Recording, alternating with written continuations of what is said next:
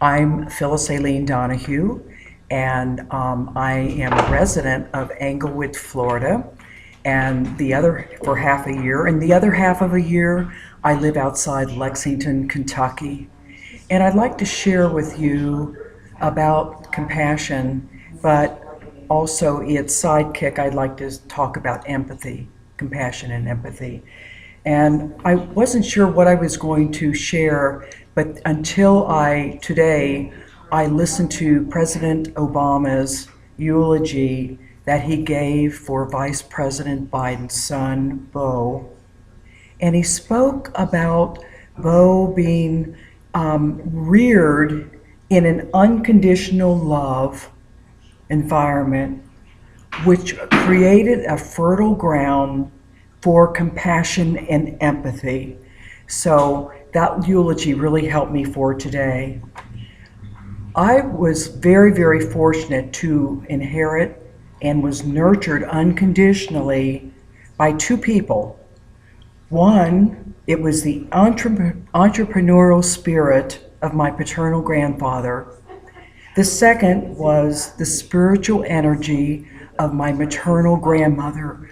Those two played very, very important roles in my early socialization as well as growing up. And I mean, still to this day, I look back and I said, I learned that from my grandmother, I learned that from my grandfather, and that I attribute some of the things I achieved with them.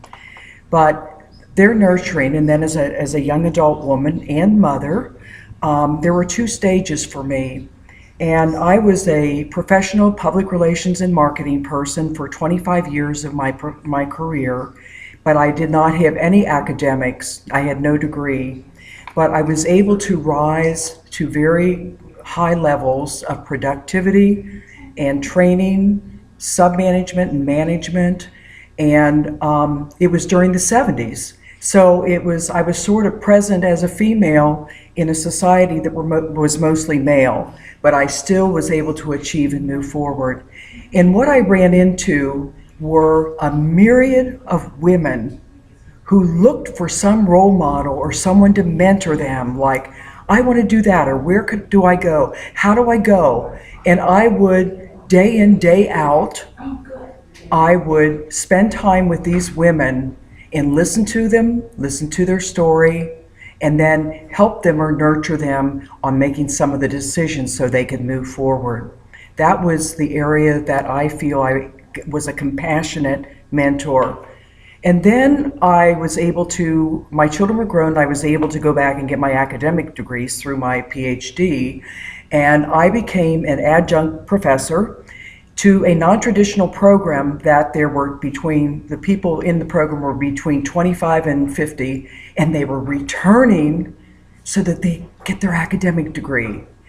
And in that role, I ended up being the empathetic partner to them, because I saw, after I worked 25 years in a career, I went back to get my academic degree. And so in empathy, I identified with them, and I was able to listen to them and walk with them during that time. So those are the two things that that I'm sharing with you today on compassion and empathy and how closely related they are. Thank you.